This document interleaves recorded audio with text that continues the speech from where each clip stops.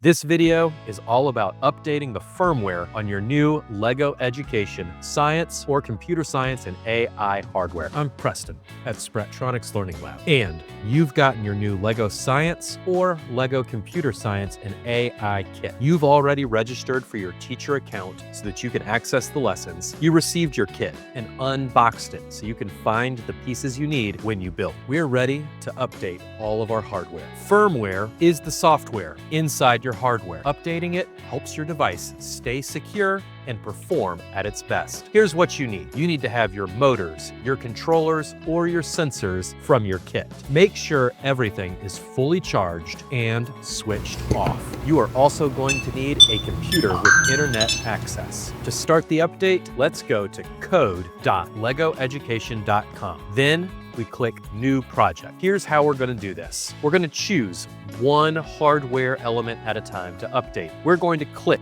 the blue Connect button in the top right corner of the coding canvas. An image will appear showing the hardware options. Click on the hardware component you've chosen to update, and then click the black Connect button. An image of connection cards will appear. We don't need that, so select Continue without a card. Follow the connection process as shown. We're going to push the button to turn our hardware on. We're going to push the button one more time to turn it into Bluetooth mode. Do not turn off your hardware during this update. If you connect your hardware and a progress bar does not appear and your LED is glowing steadily, that means your hardware is already up to date.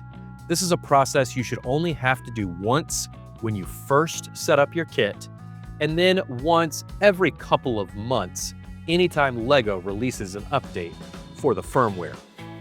You'll know this is working correctly and your hardware is updating when a progress bar appears under the hardware window in Coding Canvas, and it'll say Updating. You're also going to see the LED on your hardware flash red, green, and blue. It'll keep doing this until your update is complete. Your hardware is going to make a sound and the LED is going to glow steadily. A lot of times this fails. Your hardware update will fail if the LED flashes red, green, and blue for more than a minute and a progress bar never appears. We've got some videos of this happening. All we typically do is just reconnect it one more time, and usually on the second attempt, it updates without a problem. If you do run into a problem where it says it failed to update, or you never get that progress bar, just turn off your device, turn it back on, and try updating again.